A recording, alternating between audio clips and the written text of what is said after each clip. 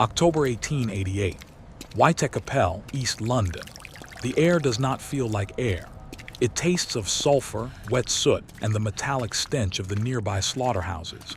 You take a breath, and your lungs burn instantly, choking on a thick, yellowish-green pea-souper fog so dense that your lantern light barely cuts 3 feet into the gloom. You cannot see your own boots, but you can hear the mud squelching beneath them. It is 3:00 in the morning. The temperature is dropping toward freezing, and you are holding a wooden broom with splintered handles. Welcome to your shift. When modern movies paint a picture of Victorian London, they show you grand carriages rolling past gaslit cobblestones, elegant gentlemen in top hats, and women in sweeping velvet gowns. They sell you a romantic Gothic fantasy of mist and mystery. But the reality of London in 1888 was not a Gothic novel.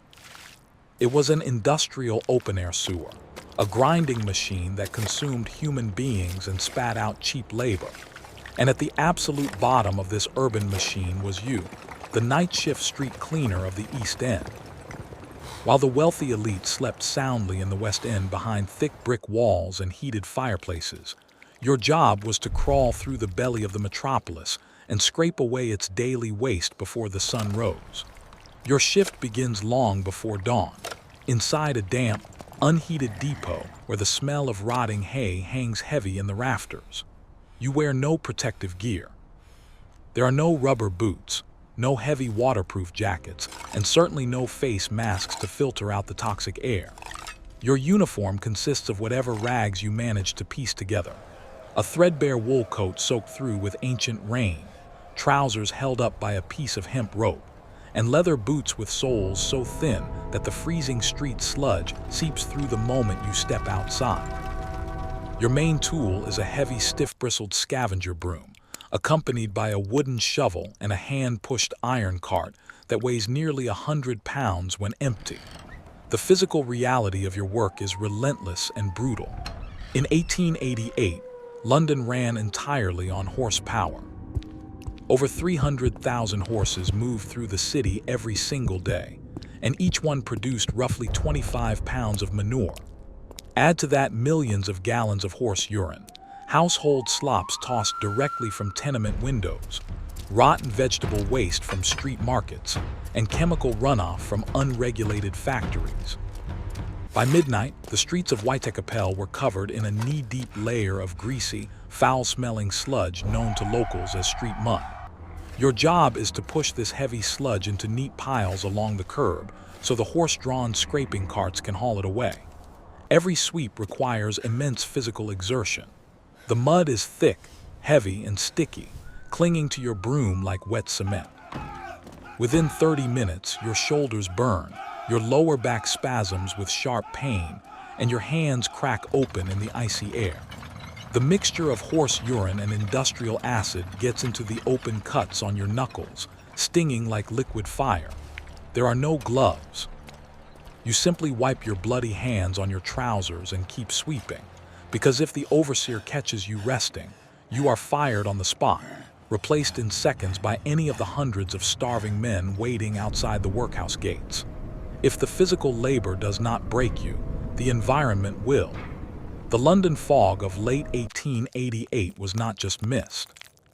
It was a toxic soup created by thousands of coal fires mixing with river humidity and chemical factory emissions.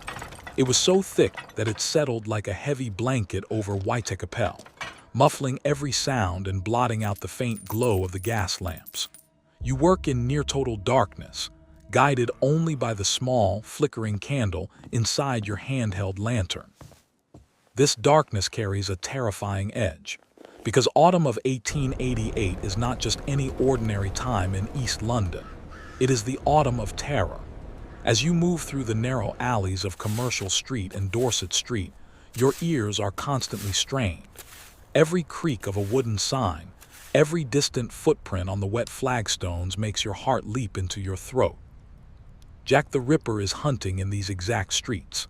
Just weeks ago, women were found butchered in the dark, their throats cut silently in corners just like the ones you are sweeping right now. The police are panicked. Paranoia is at an all-time high, and vigilante mobs roam the alleys carrying iron bars and knives, looking for anyone who looks suspicious. As a night cleaner, you occupy a dangerous middle ground. To the terrified public, you are a shadow moving through the fog in a long dark coat, carrying sharp iron shovels and tools. On more than one occasion, a frightened night watcher or a nervous constable might pull a whistle or draw a truncheon on you, suspecting you are the killer.